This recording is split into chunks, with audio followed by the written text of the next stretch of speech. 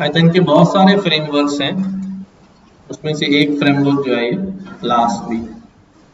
हम इसके अंदर अभी सिंपल सा एक काम करेंगे कि फ्लास्क के थ्रू हम एप्लीकेशन जो है वो कैसे बनाते हैं। और सबसे पहले आपको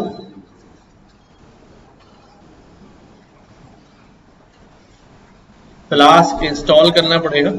अच्छा, मैं डायरेक्ट यहाँ पर आ गया हूँ बगैर बताए मैं क्या करने लगा हूँ।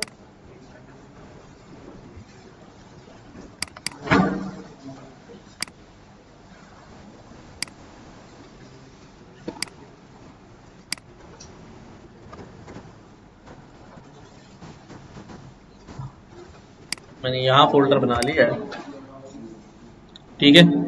फ्लास्क में काम करने के लिए मैं दूसरा आईडी इस्तेमाल कर रहा हूँ। कौन सा वाला? VS कोड, ठीक है। सबसे पहले मुझे चेक करना पड़ेगा मेरे पास फ्लास्क इंस्टॉल है या नहीं, ठीक है। तो उसके लिए मैं चेक कर लेता हूँ। फ्लास्क लिख के अपने टर्मिनल पे -- वर्जन, तो मेरे पास ये आ रहा है पाइथन 3.115 फ्लास्क 2.2222 जी जी डैश वर्जन, अंडरस्कोर नहीं है, डैश वर्जन।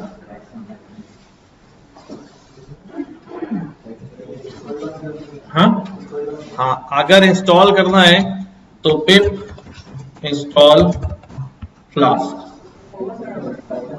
पिप होगा मेरे ख्याल से सबके पास। एनाकोंडा भी होगा, कोंडा से भी कर सकते हैं, पिप से भी कर सकते हैं। तो मैंने इसको चला दिया। मेरे पास क्या कह रहा है अभी, आपके पास ऑलरेडी फ्लास्क जो है वो मौजूद है, ठीक है। कह रहा पिप का नया वर्जन करना है तो कर लें। अच्छा, आमतौर पे जब हम प्रोजेक्ट कर रहे होते हैं, तो मैं यहां से VS कोड रन कर रहा हूं। यहां पर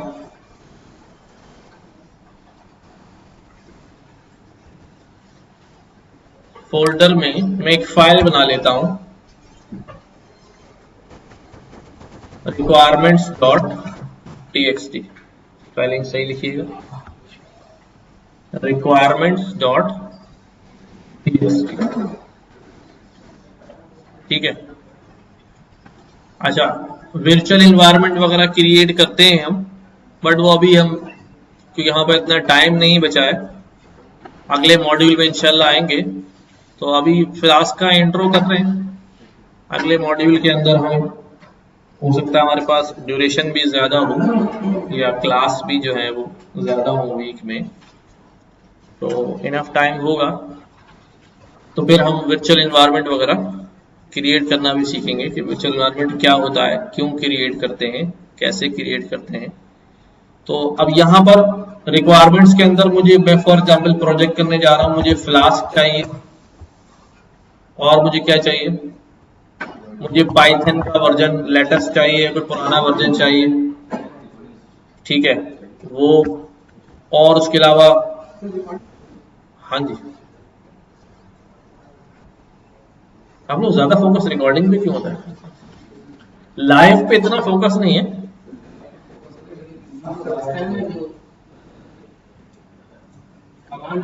हाँ ठीक है, तो मैंने अभी, हाँ अच्छा ठीक है ठीक है। तो मैंने अभी रिक्वायरमेंट्स में सिर्फ फ्लास्क लिख लिया है, ठीक है। मैं यहां पर आया हूं टर्मिनल पे, और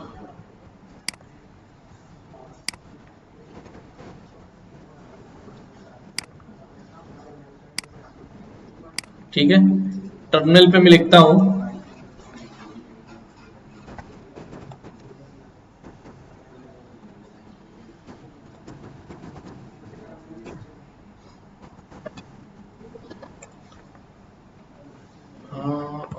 एक मिनट, कहता है name flask not defined.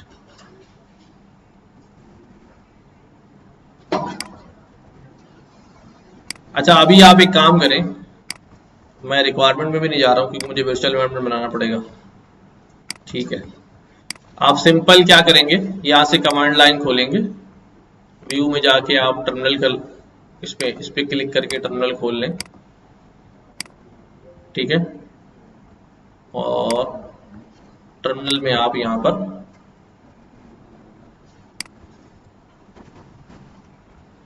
Pip install flask क्या कमांड चला लें,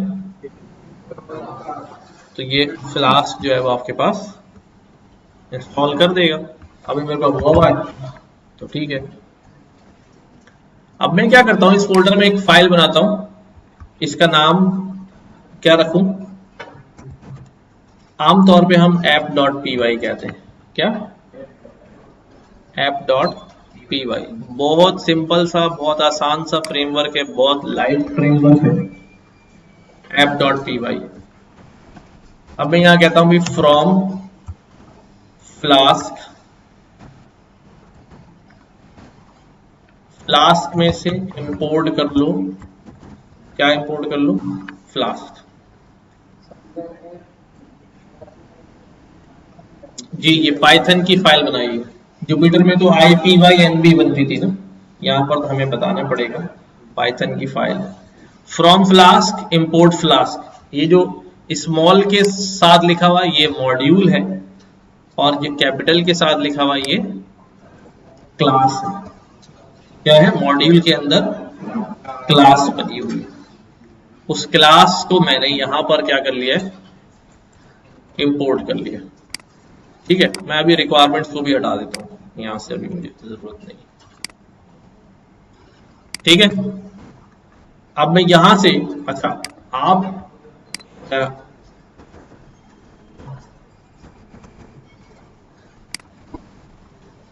क्लास की कोई बुक, कोई डॉक्यूमेंटेशन, कुछ भी जो है वो आप फॉलो कर सकते हैं। तो ये हमारे पास इसकी डॉक्यूमेंटेशन सबसे अच्छी होती है, आप सर्च करके जल्दी जल्दी चीजों पर जो है वो पहुंच जाते हैं। तो ये वर्जन है Python version dependencies virtual environment अभी नहीं बना रहे, इंस्टॉल फ्लास्क, अब मिनिमल एप्लीकेशन पे आ जाते हैं। ये हमारे पास सिंपल फ्लास्क की एक छोटी सी एप्लीकेशन है जो मैंने यहां लिखी। अच्छा जी, समझो भाई, समझो जरा तवज्जो से, यहां पर क्या क्या हुआ है।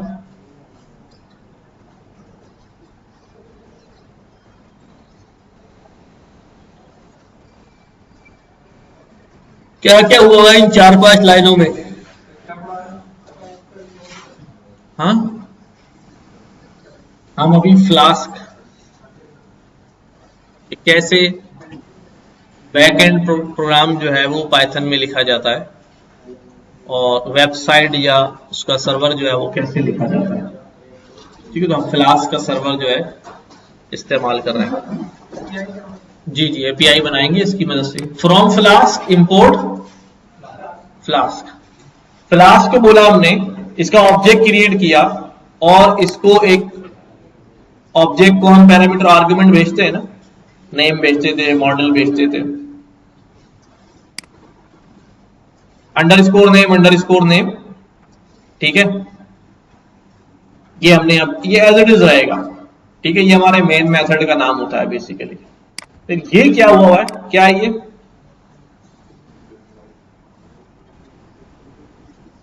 ये पढ़ा था हमने पिछली क्लास में, @ क्या होता है, डेकोरेटर होता है। क्या होता है, डेकोरेटर होता है। एक फंक्शन इसके नीचे लगा हुआ है हेलो वर्ल्ड, ये डेकोरेटर ने इसको क्या बना दिया, इसके साथ अटैच कर दिया। डेकोरेटर के साथ ये फंक्शन अटैच हो गया है हेलो वर्ल्ड, और ये क्या रिटर्न कर रहा है, पी फॉर पैराग्राफ, उसमें क्या लिखा हुआ है, हेलो वर्ल्ड। ठीक है, अच्छा उसके बाद मैंने आखिर में क्या करना है, ऐप डॉट रन, अपनी ऐप को रन कर देना है। डीबग ट्रू कर देता हूं, पोर्ट भी बता देता हूं इसको, किस पोर्ट पे रन होगा, पोर्ट 5000। ठीक है, ये क्या लिखा मैंने, जो मैंने ऐप बनाई है ये ऐप रन होगी लोकल सर्वर पे, तो कौन सी पोर्ट पे रन होगी, 5000 पे होगी। कितने लोग हैं जिनको ये कुछ भी नहीं समझ में आ रहा? हाँ, इसीलिए मैं सवाल पूछ रहा हूं, माशाल्लाह। ठीक है, यहां पे काफी लोगों को समझ में आ रहा है, आ रहा है? हाँ, कोई बात नहीं, कोई बात नहीं, कोई बात नहीं, इतने बड़े थोड़ी पैदा हुए थे भाई। समझ लो कि अभी क्लास में भी आपका नया क्या होता है, वो हिंदुओं में जन्म हुआ है। ठीक है, सबसे पहले तो आप ये बात समझें कि हमारे पास सर्वर क्या होता है और क्लाइंट क्या होता है। किसी को पता है? सिर्फ हाथ खड़ा कर दिए, यहां से किसी को पता है सर्वर क्या होता है और क्लाइंट क्या होता है?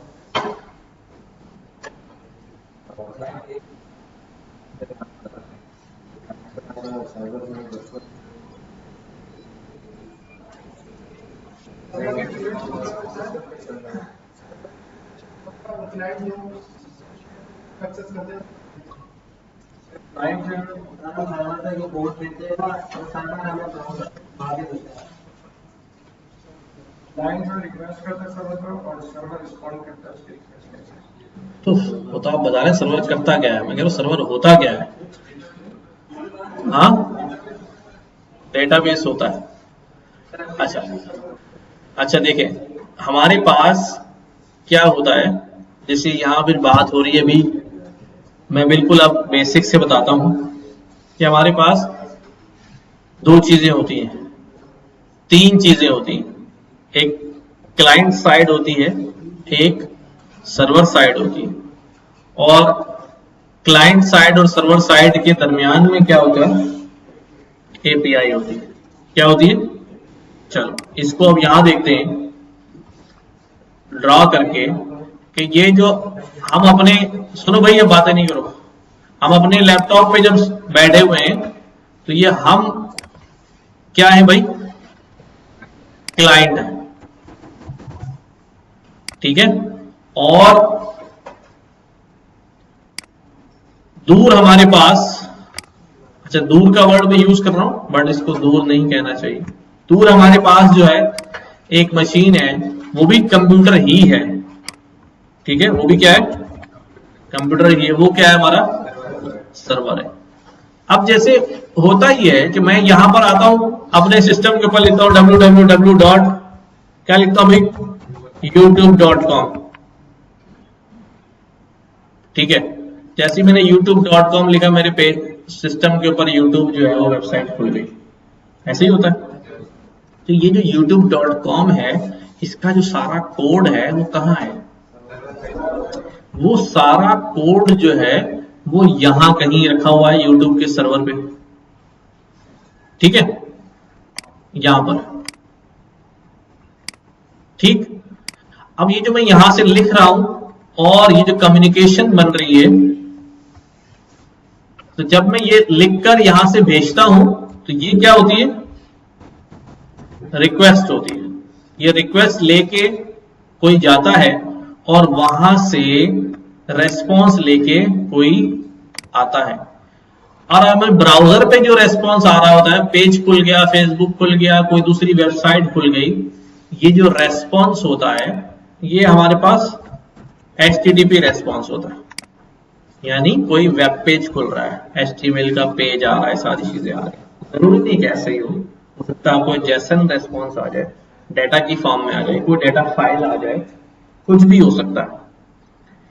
ये जो लेके जाना और लेके आने का काम है, ये किसका है, एपीआई का है। एपीआई फुल फॉर्म क्या होती है? हाँ, एप्लीकेशन प्रोग्राम इंटरफेस। ठीक है, ये हमारे पास एपीआई होती है जो सारा काम जो है वो ये कर रही होती है हमारे लिए, क्लाइंट और सर्वर के दरमियान। ठीक है, अब चूंकि हम जो कुछ व्यू कर रहे हैं वो किसके ऊपर चला रहे होते हैं? आमतौर पर वो हमारा ब्राउजर होता है। क्या होता है? क्रोम हो गया, कोई सा ब्राउजर है जिसके ऊपर हम वेबसाइट खोल रहे होते हैं, वो क्या होता है? हमारा कोई ब्राउजर होता है। अब तो हम ये कह लेते हैं कि हमारा जो वेबसाइट है वो हमारा क्या होता है? फ्रंट एंड होता है। ठीक है, जहां से हम रिक्वेस्ट सबमिट कर रहे होते हैं, लॉगिन कर रहे होते हैं, सारी चीजें कर रहे होते हैं। जैसे ही मैं अपनी आईडी लॉगिन करके साइन इन करता हूं, वो सारा डेटा एपीआई के थ्रू कहां जाता है? सर्वर पे लिखे एक कोड हमने पेस्ट किया हुआ होता है। ठीक है, वो जाता है उस कोड के अंदर, उसको ऑथेंटिकेट करता है कि ये यूजर नेम है, इसका पासवर्ड टैली करो, पासवर्ड मैच हो रहा है तो उसके रेस्पॉन्स में इसको ये पेज डिस्प्ले करा दो। अगर मैच नहीं हो रहा तो ये सारा काम कहां पर हुआ होता है? किया हुआ तो हमने यहीं पर, बट जब हम होस्ट वगैरह कर लेते तो वहां उनके सर्वर पे डाल देते हैं, वरना हम अपनी मशीन पे कर सकते हैं। अब चूंकि हम काम कर रहे हैं इस वक्त यहां बैठकर, तो हमारे पास तो सर्वर नहीं है, हमारी मशीन तो क्लाइंट मशीन है। मैं इसको सर्वर बना सकता हूं, किसी दूसरी मशीन को पास रखे हुए दूसरे लैपटॉप के भी सर्वर बना सकता हूं। और अगर मेरे पास ये भी नहीं, मेरे पास एक ही लैपटॉप है, तो हर सिस्टम के अंदर ठीक है एक लोकल होस्ट मौजूद होता है। क्या होता है? यानी यूं समझ लो, बहुत सारे तार हैं जिन पे काम चल रहे हैं। एक तार ऐसा है जिसको मैं एज अ सर्वर इस्तेमाल कर सकता हूं। उसी को क्या कहता हूं कि तुम ही क्या हो, मेरा लोकल होस्ट हो, तुम ही मेरा ये पेज होस्ट करो। दूसरे जैसे सर्वर होस्ट करते हैं, तुम मेरा ये पेज होस्ट करो, मेरा सर्वर बन जाओ। उसको हम क्या कहते हैं? तो उसकी एक आईपी भी होती है और उसकी एक पोर्ट भी होती है। ठीक है, जैसे मैं यहां पर लिखता हूं, यहां पर मैंने लिखा भी लोकल होस्ट 11। जब मैं अपनी जुपिटर नोटबुक चलाता हूं तो वो कहां चल रही होती है? लोकल होस्ट पे चल रही होती है। वो सर्वर बन जाता है मेरे लिए। और उसकी पोर्ट क्या आ रही है यहां पर? 888 यानी 8888 8088, जो भी आप पोर्ट तो कोई सी भी इस्तेमाल कर सकते हैं, बट वो सिमिलर पोर्ट किसी और आईपी पर बिजी नहीं होनी चाहिए। ठीक है, तो लोकल होस्ट का वैसे एड्रेस क्या होता है अभी? https://192.0.0.0 हाँ, या 127 होता है, 127 होता है ना ये। ठीक है, इसके आगे हम अपनी क्या लिख लेते हैं? पोर्ट लिख लेते हैं 8000। अभी इस पोर्ट पे कुछ भी नहीं चल रहा, ये डेड पोर्ट है, तो रेस्पॉन्स में कुछ भी नहीं आएगा। ये बोल देगा भाई मैं किसी से अटैच नहीं हूं, किसी का सर्वर नहीं हूं। हम अभी यहां चला के देखते हैं। ठीक है, हम अभी यहां चला के देखते हैं। ठीक है,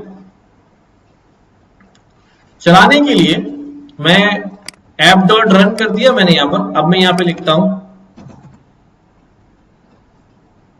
मुख्तलिफ तरह से रन कर सकते हैं, पाइथन app.py। मैंने इस फाइल को एग्जीक्यूट किया। ठीक है, app.py लिख के मैंने इस फाइल को एग्जीक्यूट किया। देखो क्या आया, ये कह रहा है कि this is the development server. Deployment नहीं है कि आप डिप्लॉयमेंट शुरू कर दो इसके ऊपर।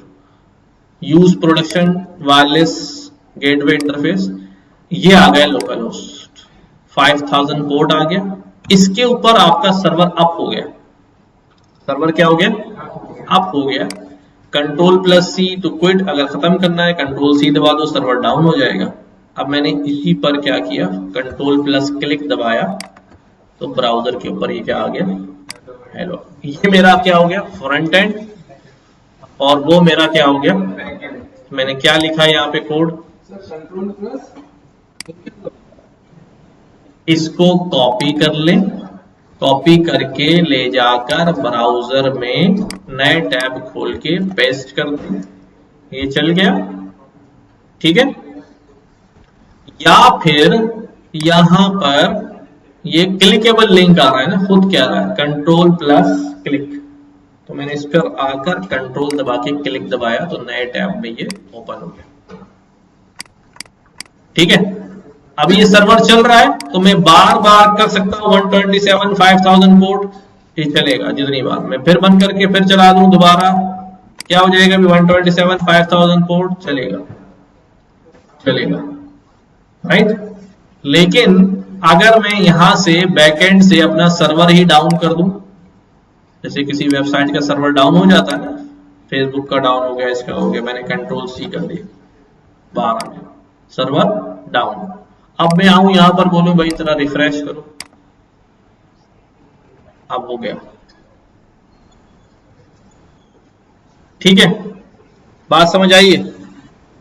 तो थोड़ी देर के लिए हमारा ही सिस्टम पूरा का पूरा क्लाइंट रहा, पर एक छोटा सा हमने पोर्शन लेके क्या कर लिया, उसको होस्ट करा के सर्वर बना दिया, ताकि हम अपना डेवलपमेंट मूड में रहते हुए अपनी टेस्टिंग वगैरह जो है वो कर सकें, ठीक है।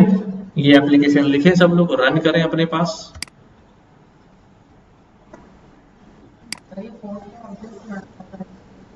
पोर्ट क्या होती है, जैसे बड़ा सा सर्वर रूम में सर्वर रखा हो ना, उसके अंदर सुराख होते हैं, जैसे ये पोर्ट यूएसबी पोर्ट होती है, इस तरह इंटरनेट की पोर्ट है, उसी तरह सर्वर से कनेक्ट होने के लिए एक तार लगाने के एक स्विच है। तो अब देयर आर सो मैनी, अब कौन से वाले सुराख से आपने सर्वर से कनेक्ट होना है, तो वो पोर्ट होती है, आप बदल सकते हैं, 5000 की बजाय मैं 8088 कर दूं, 8080 कर दूं। अवेलेबल पोर्ट होनी चाहिए, अवेलेबल होती है, लेकिन कभी कभी ऐसा नंबर डाल देना कि वो हो ही ना, बेचारी एग्जिस्ट ही ना करती हो, ये 5 डिजिट 4 डिजिट में डालते हैं।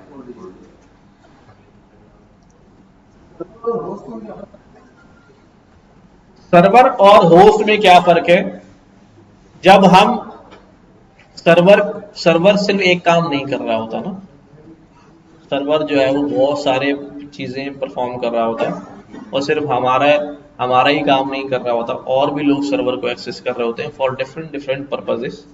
तो जब हम कोई अपना टास्क उसे देते हैं तो हम कहते हैं भी सर्वर तुम हमारा ये काम क्या कर लो, होस्ट कर लो, ठीक है, हम तुम्हें भेज रहे हैं तो हमारे मेजबान बन जाओ जरा। अच्छा अभी आता हूं उसकी तरफ, पहले ये रन कर ले, एक बार रन हो जाए ना फिर मैं ये समझाता हूँ ऐप राउट क्या होता है। अरे मेरी जान पहले रन तो कर लो एक बार, चल तो जाए, बेसिक में एक एक चीज बताने वाला हूं इसके अंदर। इंस्टॉल कर लिया, इंस्टॉल पहले से ही था, इसीलिए कह रहा हूँ कि ये जो मसले हैं ना ये हल हो जाए। एरर आ रहा है, इंस्टॉल नहीं हो रहा, इंस्टॉल है चल नहीं रहा,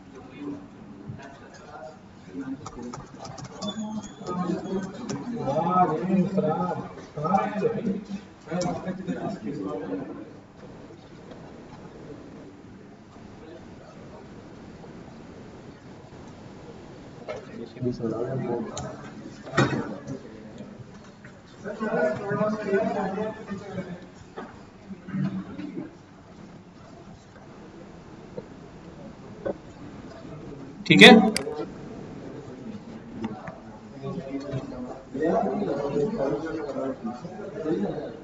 बड़ा करूं?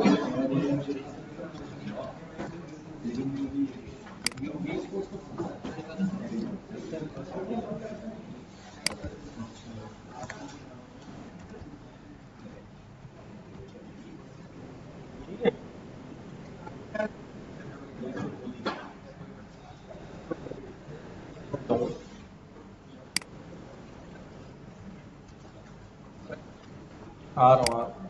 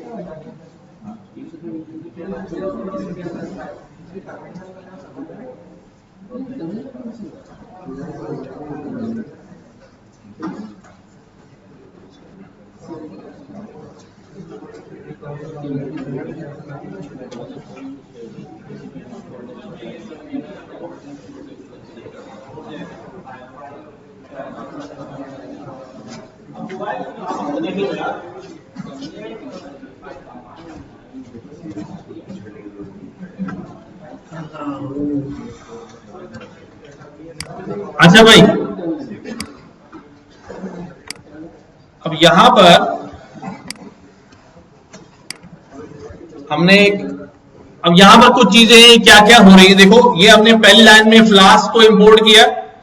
फ्लास्क का हमने मॉड्यूल है, उसके अंदर एक क्लास मौजूद है फ्लास्क की, जिसको हमने इंपोर्ट कर लिया। इस क्लास का ऑब्जेक्ट बनाया है और इस ऑब्जेक्ट का नाम क्या है?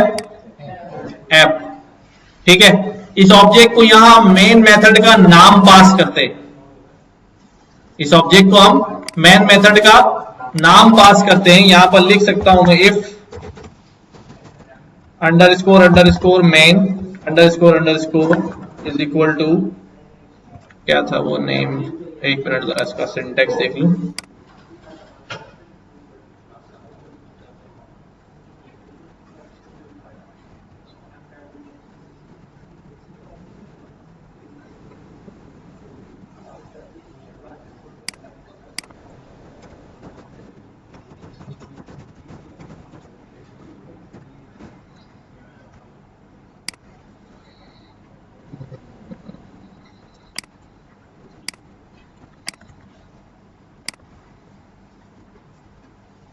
ये इसकी जरूरत नहीं होती, मेन ऑटो चल रहा होता है, लेकिन अगर आप लिखना चाहें तो लिख सकते हैं ये। तो if name underscore name is equal to main, ये मेन मेथड का नेम है, ये हमने यहां पर पास कर दिया है ऐप डॉट रन। इसके अंदर वही करता हूं मैं डीबग ट्रू बताता हूं क्या होता है, पोर्ट 8080। अब देखो क्या क्या चीजें यहां पर। सबसे पहले हमारे पास इंपोर्ट किया हमने, उसके बाद ऑब्जेक्ट बनाया, ऑब्जेक्ट को हमने अंडरस्कोर नेम, ये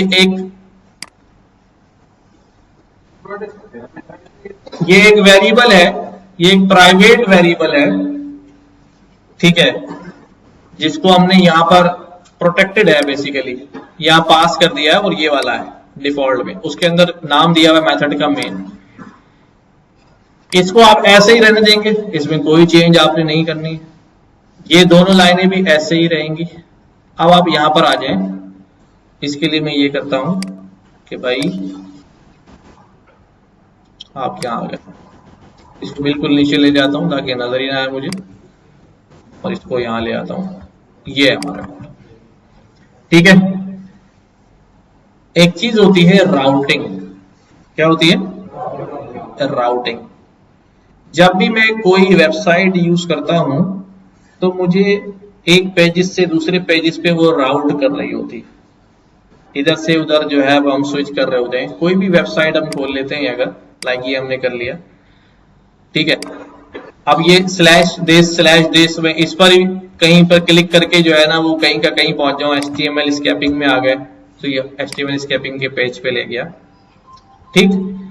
तो सबसे पहले ये हमारा जो /route होता है, ये हमारा /route एम्प्टी राउट होता है। क्या होता है, यानी जैसे ही मेरा सर्वर ऑन होगा तो सबसे पहले क्या डिस्प्ले होगा, ब्राउजर पे क्या डिस्प्ले होगा, ब्राउजर पे क्या डिस्प्ले होगा, यानी क्लाइंट जब मेरा URL लिखेगा, मेरा वेबसाइट का नाम लिखेगा, तो उस वक्त मेरा बैकएंड कौन सा फंक्शन चलाएगा। तो यहां पर हमने डिसाइड किया हुआ है कि जब क्लाइंट कुछ भी नहीं लिखेगा तो /empty URL चलेगा और ये वाला फंक्शन एग्जीक्यूट हो जाएगा, ये वाला फंक्शन एग्जीक्यूट हो जाएगा। इसको मैं नाम को चेंज करके कह देता हूं होम, ठीक है, होम कह दिया मैंने। और होम कहने के बाद ये मैं अभी यहां से क्या रिटर्न करा रहा हूं,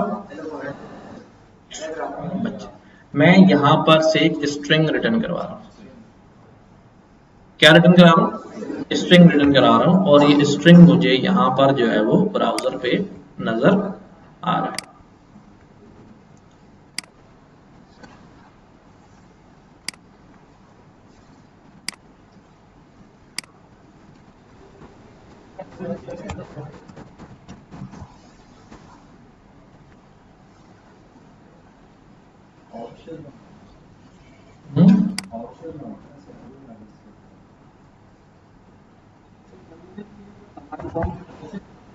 बिल्कुल की जा सकती है, टर्मिनल की जगह कमांड प्रॉम्प्ट जो है वो अलग से आप इस्तेमाल कर लें।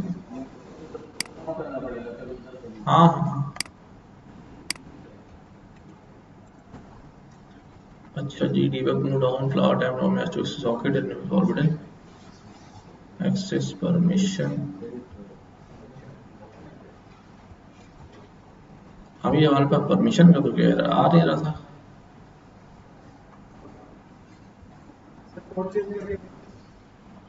यही करता हूँ, 5000 पे चल जाएगा।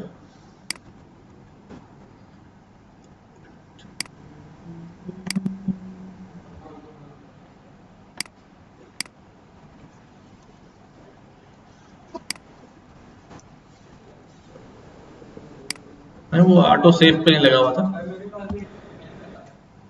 सेव पे लगा दो तो फाइल जो भी चेंजेस आएंगी वो सेव होती रहेंगी, वरना भूल जाते हैं हम तो पुराना कोड ही रन करता है वो।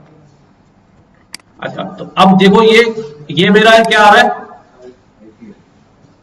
ये मेरा आईपी एड्रेस है, या जब हम अपनी वेबसाइट होस्ट कर लेते हैं तो वहां से हमारे पास क्या मिल जाता है, एक हमें एड्रेस मिल जाता है, डीएनएस मिल जाता है, फिर हम उसके अगेंस्ट डोमेन नेम ले लेते हैं तो डोमेन नेम आ रहा होता है।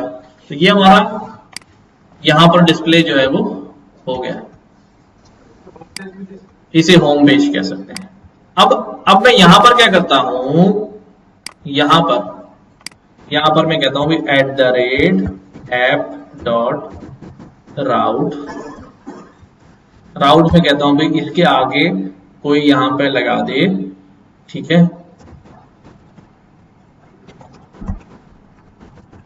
हमने बोला बायोडाटा, ठीक है, और यहां मैंने एक फंक्शन बना दिया। जरूरी नहीं कि सेम नाम हो, जरूरी नहीं सेम नाम हो, बल्कि हम यहां पर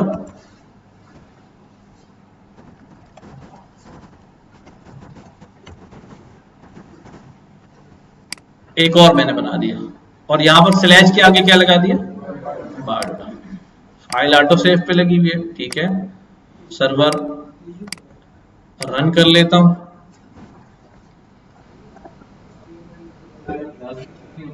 एक मिनट जी, नहीं और क्या करते हो, कहां से आवाज आ रही है, बोल क्या सो रहे हो तुम, तो ऊपर थोड़ा। हाँ, ये app.route ही कनेक्ट करता है हमारे क्लाइंट की कॉलिंग को, क्लाइंट की रिक्वेस्ट को हमारे फंक्शन के साथ, कि क्लाइंट अगर ये रिक्वेस्ट करेगा तो कौन सा फंक्शन चलेगा, तो वो रिक्वेस्ट इस फंक्शन के साथ कनेक्टेड है, ठीक है। अब मैं यहां पर आता हूं, सर्वर चल रहा है, मैं स्लैश यहां पर क्या लिखता हूं, बायोडाटा, तो ये यहां पर आ गया बायोडाटा पेज, ठीक है। तो अब एक दूसरा राउट बना लिया मैंने, हम क्लिकेबल लिंक भी बना लेंगे यहां पर। अभी हम क्लिकेबल लिंक नहीं बना रहे, राउट को डायरेक्ट एक्सेस कर रहे हैं। फिर हम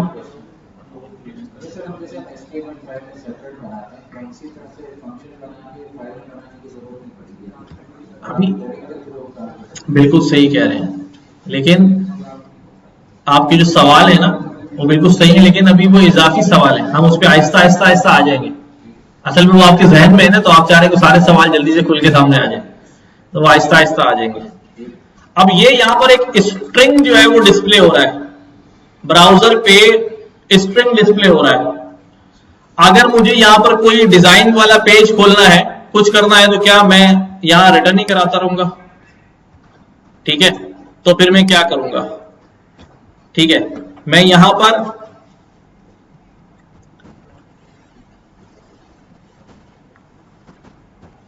कुछ चीजें जो है वो कॉल कर सकता हूं और इंपोर्ट कर सकता हूं।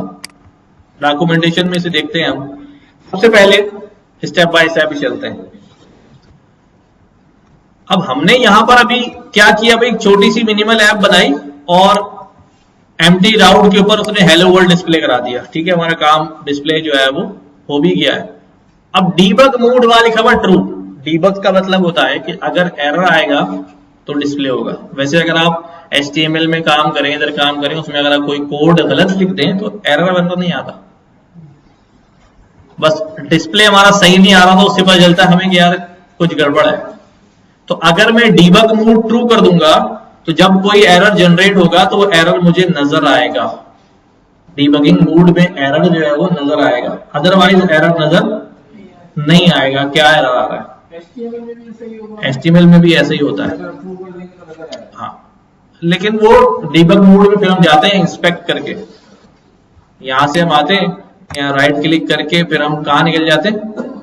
इंस्पेक्ट में, और यहाँ पर वो सारे एरर हम देख लेते हैं, कंसोल में आउटपुट और एरर्स ही सब यहाँ आ रहे होते। ठीक है ना? तो अभी यहां पर आ गए। अब हम क्या करने जा रहे हैं? हम कह रहे हैं नहीं ऐसा ना हो, बल्कि यहां पर मैं क्या करता हूं, एक फोल्डर बनाता हूं अपने, इस फोल्डर का नाम रखता हूं टेम्पलेट्स। क्या रखता हूं? टेम्पलेट्स। टेम्पलेट्स के अंदर मैं एक फाइल बनाता हूं। नहीं, फोल्डर का एक्सटेंशन थोड़ी होता है, वो तो फाइल का होता है। हाँ, फोल्डर के अंदर फाइल बना लेता हूं मैं, index.html। एक HTML की फाइल बना ली मैंने। इस HTML की फाइल के अंदर मैंने क्या बना लिया, अभी एक फॉर्म क्रिएट कर लिया। क्या ये बॉडी शॉडी के लिए मैं एक पिछले 2 महीने से कह रहा हूं पढ़ लो थोड़ी सी HTML, अब बॉडी शॉडी याद आ रही है।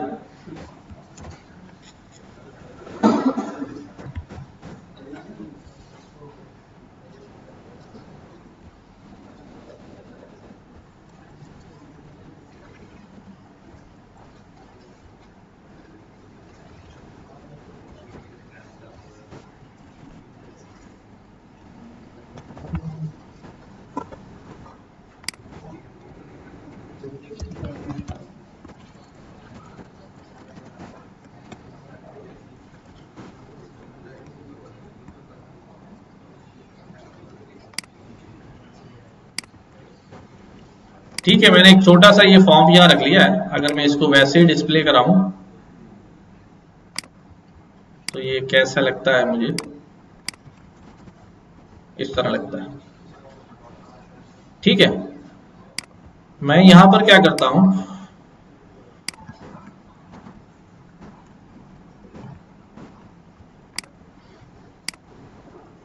मैंने सिंपल ये हो गया। अब ये फॉर्म फाइल में मौजूद है ना, मैंने इधर इसको ऐप के साथ कि जब कोई मेरे राउट पर आए बायोडाटा में तो उसके पास ये वाला पेज जो है वो ओपन हो जाए। ठीक है, तो ये पेज ओपन करने के लिए अब मैं क्या करता हूं, मैं यहां पे करता हूं रेंडर। मैंने रेंडर जो है वो इंपोर्ट भी करना पड़ेगा।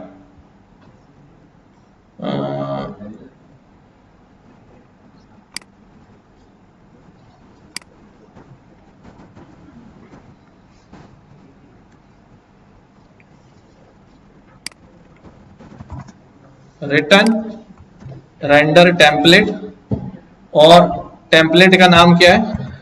index.html। नहीं, फ्रेमवर्क का फायदा यही है कि मैंने फोल्डर का नाम जो है वो टेम्पलेट है, और टेम्पलेट है, टेम्पलेट्स लिख दिया ना मैंने।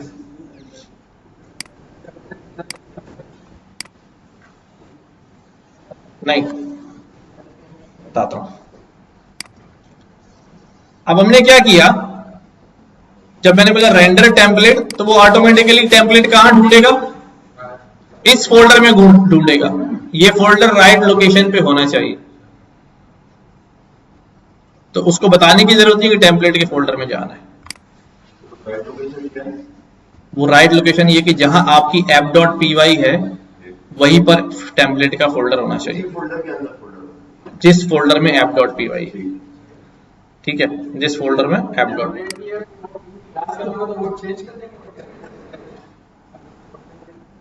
मैं यही समझाने की कोशिश कर रहा हूं कि फ्रेमवर्क जो है वो अपने हिसाब से चलता है। उसने बोला है कि टेम्पलेट का फोल्डर बनेगा तो टेम्पलेट का फोल्डर ही बनेगा।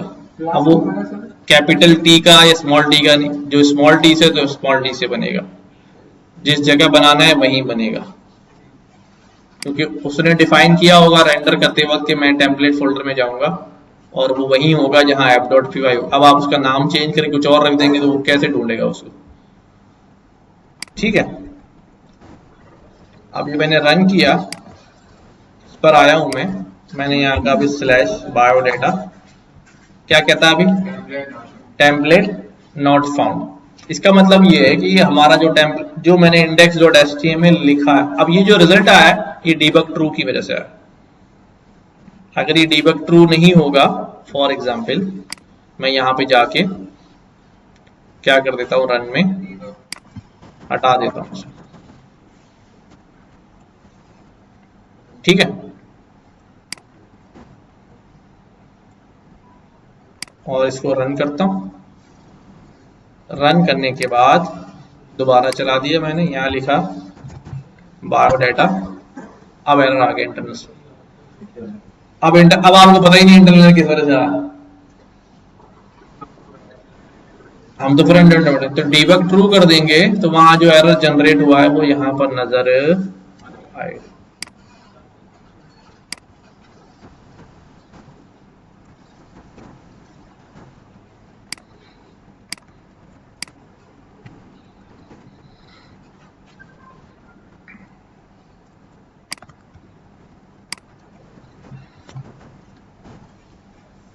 ठीक है, टेम्पलेट नॉट फॉर्म कह रहा, अभी टेम्पलेट नॉट फॉर्म index.html मिल नहीं रहा मुझे, तो देखते हैं अभी क्यों नहीं मिल रहा।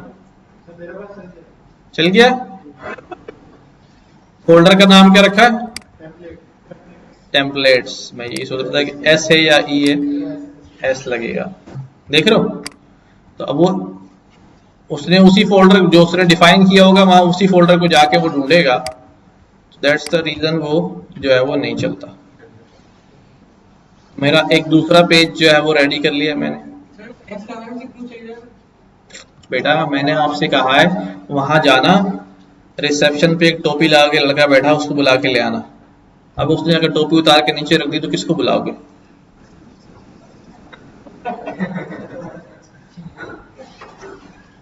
ठीक है, तो उसने भी डिफाइन किया हुआ है कि वहां फोल्डर होगा टेम्पलेट्स।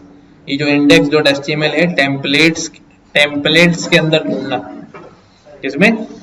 अब वहां टेम्पलेट्स मिल ही नहीं रहा उसे, टेम्पलेट है वो उसको थोड़ी बोलेगा तुम दो मुझे, वो तो टेम्पलेट्स को ही बोलेगा, वो उसे मिल नहीं रहा। ठीक है, तो फ्रेमवर्क में काम करने का यही एक चीज होती है कि फ्रेमवर्क हमें वो 90% काम करके दे रहा होता है। तो जो काम हुआ है, जो रूट्स और जो सारी चीजें फोल्डर डिफाइन हुए हैं, तो उनको वैसे ही लेके चलना पड़ेगा हमें। ठीक है, अच्छा जी, ये हो गया। तो अब मैं एक और राउट बना लूं, मैं इसको कहता हूं भाई /biodata के अलावा ये क्या है अभी, /contact। तो ये कौन सा पेज होगा भाई? कॉन्टैक्ट का फंक्शन चलेगा। और ये पेज कौन सा होगा भाई? इस पर क्लिक किया मैंने, फाइल ऐड करी contact.html। ये तो अभी हम फ्लास्क पढ़ रहे हैं तो बड़ा सीधा सीधा काम है। अगर हमने जेंगो शुरू किया होता तो फिर झींगा लाला हो जाता।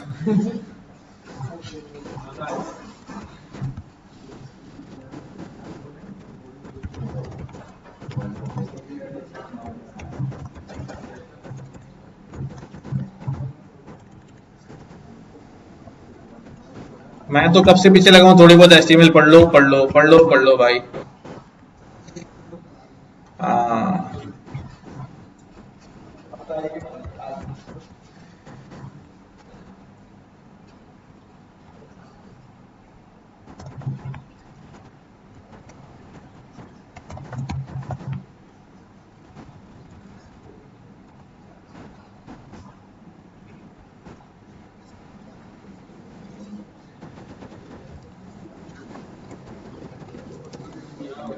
ठीक है, ये मैंने एक और पेज बना दिया contact.html, app.py में राउट बना दिया contact, जैसे ही स्लैश कॉन्टेक्ट आएगा वो कौन सा फंक्शन रन करेगा, ये वाला फंक्शन रन कर देगा। इसका नाम क्या होना चाहिए, कॉन्टेक्ट डॉट एचटीएमएल। सर्वर दोबारा चला देता हूं, वापस गया,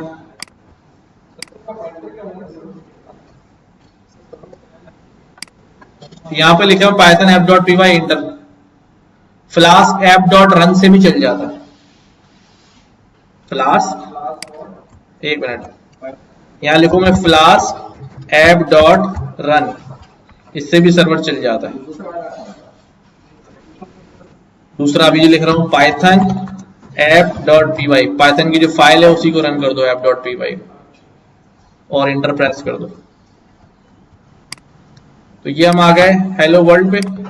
हेलो वर्ल्ड से हमने एक पेज बनाया, कौन सा, बायोडाटा। बायोडाटा से हमने क्या बनाया, क्या हमारी पोर्ट थी 5000/कॉन्टेक्ट, ठीक है। ये मैंने लोकल होस्ट 5000 लिखा है, लोकल होस्ट का मतलब वही है 127.0.0.0 ना, कॉन्टेक्ट। तो अब कॉन्टेक्ट आ गया, नहीं अभी हम अलग अलग पेज पर हैं, एक पेज के अंदर नेस्टेड राउटिंग नहीं कर रहे हैं, अलग अलग पेज पे जो है वो राउट्स बनाते चले जा रहे हैं, ठीक है।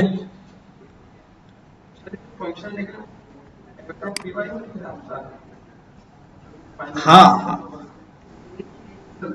और ये डिफरेंट जो है फ्रंट एंड के सारे पेजेस यहाँ पे ला रहे हैं, हाँ फ्रंट एंड के सारे पेज। अब जो इंपोर्ट करते थे वही देखिए डॉट पी वाई फाइल तो मॉड्यूल होता है ना, वो कहीं कोई उसमें कुछ भी रख के कुछ भी बना लो, हाँ डॉट पी वाई फाइल, हाँ जुपिटर में भी ये काम कर सकता हूँ, लेकिन बेटर है कि वेब का काम जो है वो इसी में परफॉर्म जो है वो किया जाए, ठीक है। अच्छा, अब अगली क्लास के अंदर जो लोग जल्दी आ सकते हैं वो जल्दी आ जाएं, 1 बजे।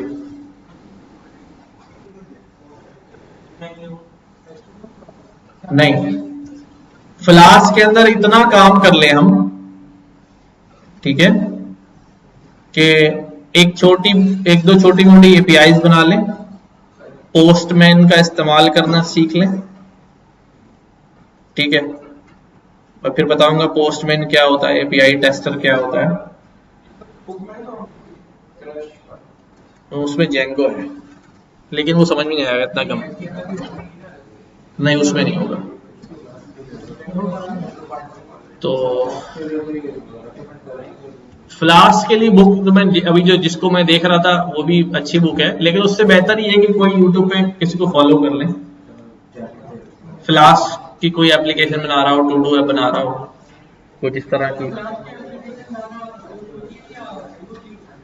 बेटा फ्लास्क में एपीआई जरा फास्ट बनती हैं, जल्दी बनती हैं, कुछ कॉन्सेप्ट होते हैं रेस्ट एपीआई, फास्ट एपीआई, ठीक है, तो वो फ्लास्क में जरा जल्दी काम हो जाता है। जेंगो जरा बड़ा बहुत भारी फ्रेमवर्क है, तो इसलिए उसको एपीआई बनाने के लिए प्रेफर नहीं करते। फुल फ्लैश बैकएंड लिखना है तो वो जेंगो में ले जाते हैं कि बड़ी एप्लीकेशन बनानी है जेंगो में बना ले,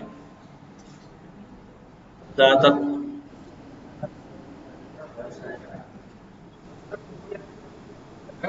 हाँ ये इंटरेक्टिव के लिए तो है,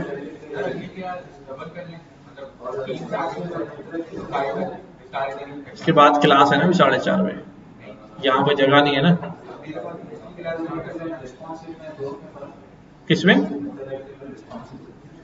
रेस्पॉन्सिव जो है ना, that responsive is a concept of design, ठीक है, कि मैं एक पेज इधर खोल रहा हूं अपने लैपटॉप की स्क्रीन पे, वो ऐसा नजर आ रहा है, अगर वो मोबाइल की स्क्रीन पे खोलूं तो वो चीजें सारी वही होनी चाहिए, बस वो अपने हिसाब से क्या कर ले, उसको चीजों को एडजस्ट कर ले, आइकॉन छोटा हो जाए सारा, तो ये रेस्पॉन्सिव होता है। जो इंटरेक्टिव होता है वो यही होता है कि कम्युनिकेट किया जा सके, डेटा सबमिट कराया जा सके। रेस्पॉन्सिव का ताल्लुक बैकएंड से नहीं है, रेस्पॉन्सिव का वर्ड जो है वो डिजाइन से मुताल्लिक है, ठीक है। इस हाँ 1 बजे अगर आ सकते हैं अगली क्लास में तो तमाम लोग आ जाएं ताकि हम जरा लंबा हमें टाइम मिल जाए, और मैं कोशिश करूंगा कि कुछ बने हुए कोड्स हो ताकि उसमें कम लिखना पड़े, आप समझ लें उसको, फिर बाद में रीरन कर लीजिएगा। एक हाँ तो वही है ना, 1:30 बजे हमारी क्लास है ना, 1:30 से 3 है ना, तो आप 1:30 बजे आ जाएं, उसी क्लास में आ जाए। उनका भी यही शुरू होगा, उनका भी क्लास नहीं शुरू किया है, तो वो 10-15 मिनट लगा के और साथ ही जो है ना वो कार्रवाई जो है वो शुरू कर दी जाएगी। तो अपने टाइम भी पहुंच जाइएगा, अपने